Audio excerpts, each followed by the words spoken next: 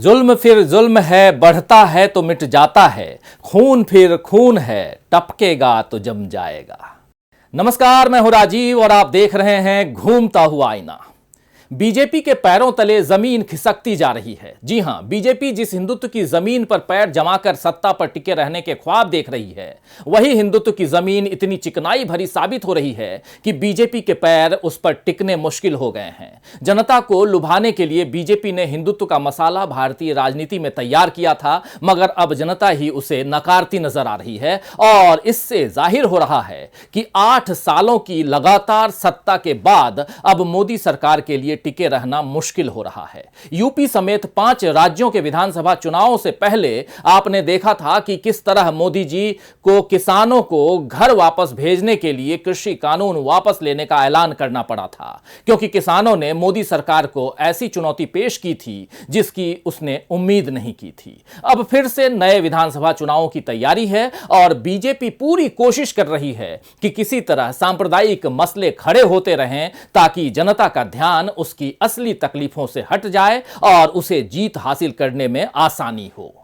तो आपने देखा ही है कि रामनवमी के वक्त देश में कई जगह सांप्रदायिक तनाव बना। जेएनयू के बाहर भगवा रंग चढ़ाने की कोशिशें हुई, मस्जिदों पर भगवा झंडा लहराने की नापाक कोशिश कुछ लोगों ने की, मगर ऐसे हिंदुत्व से बीजेपी को कोई फायदा होता नहीं दिख रहा है। और इसका ताजा तरीन उदाहरण है 4 विधानसभा और 1 लोकसभा सीट पर हुए उपचुनाव के नतीजे।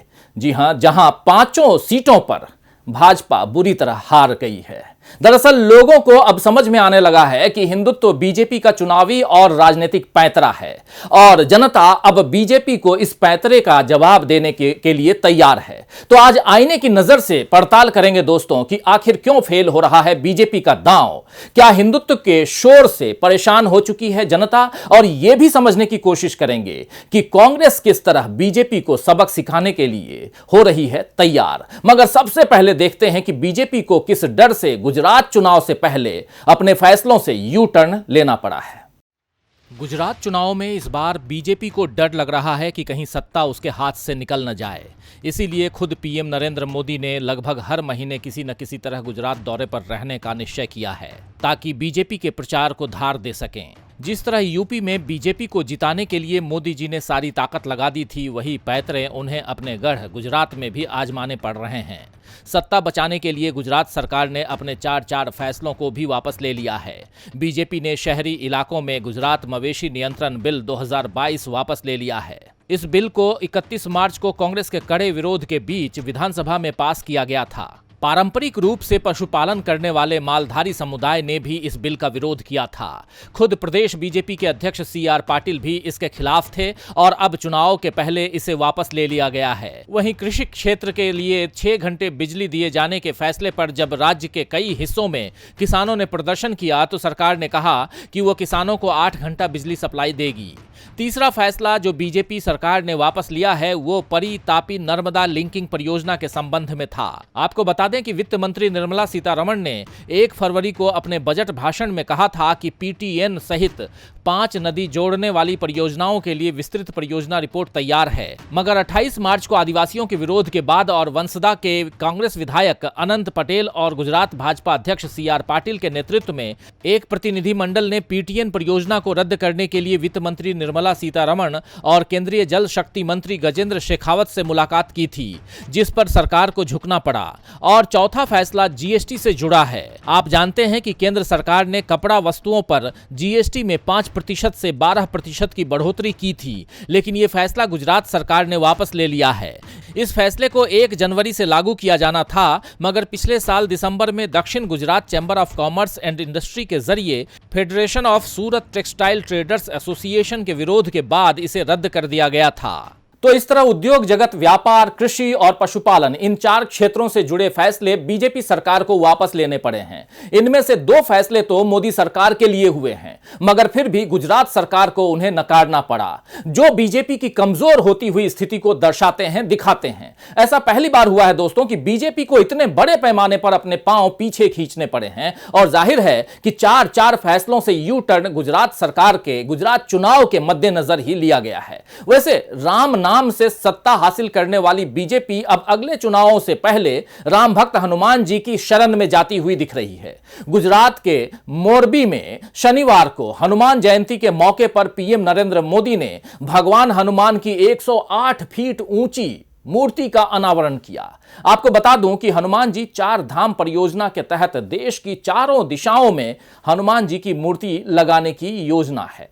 पहली मूर्ति 2010 में शिमला में लगाई जा चुकी है और अब दूसरी मूर्ति का अनावरण गुजरात में किया गया है। मोदी जी खुद इस कार्यक्रम में भाग लेने आगे आए क्योंकि उन्हें अब सत्ता के लिए मूर्तियों की जरूरत दिख रही है। स्टैच्यू ऑफ यूनिटी का उद्घाटन तो उन्होंने पहले ही कर दिया था। अभी फरवरी में हैदराबाद में वैष्णव संत रामानुजाचार्य की स्टैच्यू ऑफ इक्वालिटी का अनावरण भी पीएम नरेंद्र मोदी ने किया। एकता और बराबरी की विशालकाय मूर्तियों के बाद हनुमान जी की मूर्ति का उद्घाटन करते हुए मोदी जी ने कहा कि हनुमान जी को उन्होंने कहा है कि हनुमान जी एक इस भारत के यानी कि हनुमान जी का एक भारत श्रेष्ठ भारत का सूत्र है। यानी कि हनुमान जी को उन्होंने एक भारत श्रेष्ठ भारत का सूत्र बताया है। लेकिन मोदी सरकार में भारत के भीतर एकता के तार जिस तरह बिखर रहे हैं उस पर अब उनके सहयोगी ही सवाल उठा रहे हैं। यूनिटी और इक्वालिटी यानी एकता और समानता, ये मूल्य मोदी राज में अब केवल मूर्तियों में कैद होकर रह गए हैं, क्योंकि पिछले कुछ दिनों से देश का सांप्रदायिक ताना बाना जिस तरह तोड़ा जा रहा है और मोदी जी चुप्पी साध कर बैठे हैं, उससे यही पता चलता है कि उनकी नजर में ये बातें केवल चुनाव में ही अच्छी लगती हैं। देश की बड़ी बड़ी मूर्तियों में अब एक मूर्ति हनुमान जी की भी शामिल हो गई है। खास बात यह है कि हनुमान जी की ये मूर्ति उस वक्त लगाई गई है जब देश में रामनवमी के मौके पर कई जगहों पर सांप्रदायिक तनाव देखने को मिला। जय श्री राम के नारे लगाते हुए अल्पसंख्यकों को डराने, धमकाने और भड़काने की कोशिश हुई। इस दौरान मध्य प्रदेश, गुजरात आदि राज्यों में जो हिंसक झड़पें हुई उसमें एक तरफा कार्रवाई करते हुए आरोपियों के मकानों पर बीजेपी सरकार ने बुलडोजर चला दिए। अजान के जवाब में लाउडस्पीकर से हनुमान चालीसा पढ़ने की कोशिश की गई। इस बीच बीजेपी में एनडीए के सहयोगी और पूर्व मुख्यमंत्री जीतन राम मांझी ने छुआछूत की प्रथा पर बोलते हुए रामायण का उदाहरण दिया था और कहा था कि भगवान राम ने भी शबरी के जूठे बेर खाए थे, लेकिन ऊंची जाति के लोग छुआछूत की प्रथा को खत्म करने के लिए इस उदाहरण का पालन क्यों नहीं करते। मुझे नहीं लगता है कि भगवान राम थे, वो वाल्मीकि की रामायण और गोस्वामी तुलसीदास रचित रामचरितमानस के एक किरदार हैं। मांझी ने राम के अस्तित्व पर सवाल उठाए तो अब बीजेपी ने उन पर पलटवार करते हुए कहा है कि खुद को शबरी के वंशज बताने वाले उन्हीं के आराध्य के अस्तित्व पर सवाल उठा रहे हैं। ये देखकर हंसी आती है। तो कितने आश्चर्य की बात है कि राम के अस्तित्व पर सवाल उठाने वालों पर बीजेपी को हंसी आती है, लेकिन इस बात पर बीजेपी ने कभी दुख नहीं जतलाया दोस्तों कि राम का नाम लेकर लोग किस तरह से दूसरों को आतंकित करने में लगे हुए हैं। पिछले दिनों देश में जो कुछ भी हुआ है उस पर तमाम संवेदनशील लोग चिंता जतला रहे हैं, लेकिन मजाल है कि मोदी जी के मुंह से हमदर्दी और सहानुभूति का एक भी लफ्ज निकला हो। मोदी जी तो राजधर्म नहीं निभा रहे हैं, लेकिन सोनिया गांधी ने एक बार फिर विपक्ष के नेता का दायित्व निभाते हुए बीजेपी को नफरत, फर्जी राष्ट्रवाद और हिंदुत्व के मुद्दे पर घेरा है। कांग्रेस पार्टी अध्यक्ष सोनिया गांधी ने एक अखबार में लेख में मोदी सरकार की ध्रुवीकरण की नीति के विरोध में लिखा कि आज हमारे देश को नफरत, कट्टरता, असहिष्णुता और असत्य निगल रहा है। यदि हम इसे अभी नहीं रोक सकते हैं तो ये हमारे समाज को काफी नुकसान पहुंचाएगा। हम इसे जारी रखने की अनुमति नहीं दे सकते हैं और न ही देना चाहिए। हम एक व्यक्ति के रूप में खड़े होकर नहीं देख सकते हैं क्योंकि फर्जी राष्ट्रवाद की वेदी पर शांति और बहुलवाद की बलि दी जाती है। सोनिया गांधी ने अपने लेख में पीएम मोदी के लिए लिखा है कि भारत की अनेक विविधताओं को स्वीकार करने के बारे में प्रधानमंत्री जी की ओर से बहुत चर्चा हो रही है, लेकिन कड़वी हकीकत यह है कि उनके शासनकाल में जिस समृद्ध विविधता ने सदियों से हमारे समाज को परिभाषित और समृद्ध किया है उसका इस्तेमाल हमें बांटने के लिए किया जा रहा है। अपने लेख में सोनिया गांधी ने रविंद्रनाथ ठाकुर की कविता where the mind is without fear का जिक्र भी किया और लिखा कि आज इसी की सबसे अधिक जरूरत है। सोनिया गांधी ने तो देश के सामने आज के हालात का सच खोल कर रख दिया, मगर बीजेपी को नफरत से दूर रहने की यह सलाह बिल्कुल पसंद नहीं आई। बीजेपी नेता और केंद्रीय मंत्री मुख्तार अब्बास नकवी ने कहा कि जो इस तरह का ज्ञान दे रहे हैं उन्हें अपनी पार्टी के इतिहास को फिर से अध्ययन करना चाहिए। आपको याद करना चाहिए भिवंडी, भागलपुर, मेरठ और 1984 का नरसंहार। तो बीजेपी की इस प्रतिक्रिया से समझ में आता है कि देश में कोई भाईचारे, मोहब्बत और एकता की बात करे तो वो उसे पसंद नहीं करती है, और जो लोग हेट स्पीच देने में माहिर हैं उन्हें सिर आंखों पर बिठाया जाता है। दिल्ली से लेकर खरगोन तक यही नजर आ रहा है। खैर, बीजेपी चाहे हिंदुत्व की आग भड़काए और समाज को उसमें झोंकने की कोशिश करे, लेकिन समाज में अभी ऐसे बहुत से लोग हैं जो इस आग पर पानी डालने का काम करते हैं। पिछले दिनों जहां धार्मिक जुलूसों में भड़काने वाले नारे लगाते हुए लोगों की तस्वीरें आई हैं, तो वहीं इन जुलूसों में एक धर्म के लोग दूसरे धर्म के लोगों को पानी और शरबत पिलाते हुए भी नजर आए। राजस्थान के करौली में हिंसक माहौल के बीच मधुलिका सिंह नाम की एक महिला ने अपने भाई के साथ मिलकर कम से कम 12 मुस्लिमों और 4 हिंदू दुकानदारों को अपने घर पर पनाह दी और उन्हें हिंसा का शिकार होने से बचाया। समाज में ऐसे लोगों के कारण ही इंसानियत पर यकीन बने रहता है। बीजेपी नफरत की हांडी चढ़ाकर चुनाव के वक्त सांप्रदायिकता की आंच को तेज कर देती है, मगर अब इसकी आंच उसकी सत्ता तक पहुंचने लगी है, क्योंकि चुनावी नतीजों में अब बीजेपी को झटका लगने लगा है। देखिए ये रिपोर्ट। हाल ही में हुए विधानसभा चुनावों में मिली जीत की खुमारी बीजेपी से उतरी भी नहीं थी कि जनता ने बीजेपी को फिर से जमीन दिखा दी। पश्चिम बंगाल, बिहार, महाराष्ट्र और छत्तीसगढ़ में 1 लोकसभा और 4 विधानसभा सीटों के लिए हुए उपचुनावों में जनता का गुस्सा केंद्र की सत्ता में बैठी बीजेपी के खिलाफ जमकर निकला। बीजेपी को किसी भी सीट पर जीत नहीं मिली, उल्टा हर सीट पर हार का मार्जिन भी 10% से ज्यादा रहा। पश्चिम बंगाल की आसनसोल लोकसभा सीट पर टीएमसी के शत्रुघ्न सिन्हा ने बीजेपी की अग्निमित्रा पॉल को 2,97,231 वोटों के अंतर से हरा दिया, जबकि 2 बार से लगातार ये सीट बीजेपी के खाते में जा रही थी। इस सीट पर 2014 और 2019 के लोकसभा चुनावों में बीजेपी के बाबुल सुप्रियो चुनाव जीते थे। पिछले साल वो इस्तीफा देकर टीएमसी में शामिल हो गए, जिस कारण आसनसोल में उपचुनाव कराना पड़ा। टीएमसी ने बाबुल सुप्रियो को बंगाल की बालीगंज विधानसभा सीट पर हुए उपचुनावों में मैदान में उतारा, जहां उन्होंने सीपीएम की सायरा शाह हलीम को 20,228 वोटों से मात दे दी। इस सीट पर बीजेपी उम्मीदवार की जमानत ही जब्त हो गई। बंगाल से सटे बिहार में भी बीजेपी को अपने मजबूत गढ़ में हार का सामना करना पड़ा है। बिहार के बोचहां सुरक्षित सीट पर आरजेडी के अमर पासवान ने बीजेपी की बेबी कुमारी को 36,653 वोटों से हरा दिया। बीजेपी के लिए यह हार चौंकाने वाली है, क्योंकि इस सीट पर लंबे समय से एनडीए का कब्जा था। इस सीट पर वीआईपी उम्मीदवार तीसरे स्थान पर रहीं, लेकिन फिर भी वीआईपी के मुखिया मुकेश सहनी ने बीजेपी की हार पर मिठाई बांटी।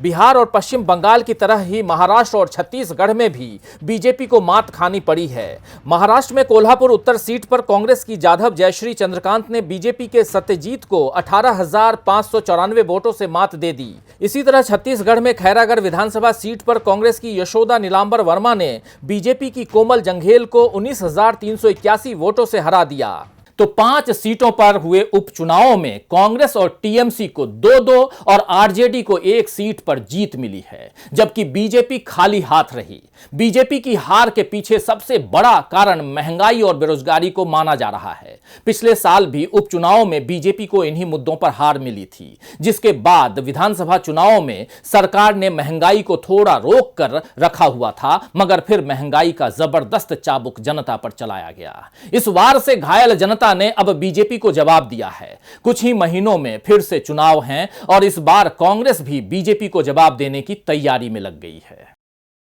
विधानसभा चुनाव जीतने के लिए बीजेपी का सारा जोर धार्मिक ध्रुवीकरण और विकास के बड़े बड़े दावों पर है, लेकिन दोनों का खोखलापन जनता के सामने जाहिर हो चुका है। देश इस समय अत्यंत गंभीर आर्थिक संकट से गुजर रहा है। हद यह है कि नींबू जैसी मामूली चीज 15 रुपए में 1 के भाव से बिक रही है। एक दिन के आटे, दाल, चावल, तेल, सब्जी और फल जैसी चीजों को खरीदने के लिए 1,000 रुपए भी कम पड़ रहे हैं, और रिजर्व बैंक ये ऐलान कर रहा है कि महंगाई पिछले 17 महीनों की चरम सीमा पर पहुंच चुकी है।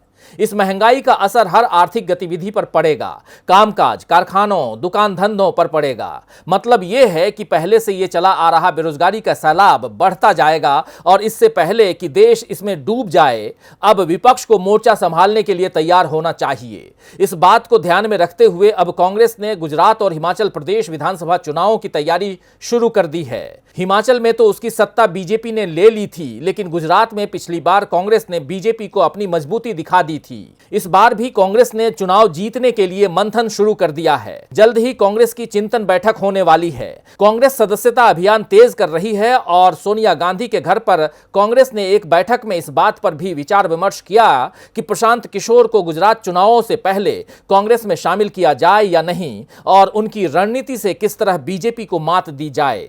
तो प्रशांत किशोर यानी पीके को लेकर कांग्रेस का रुख जल्द ही देश के सामने होगा।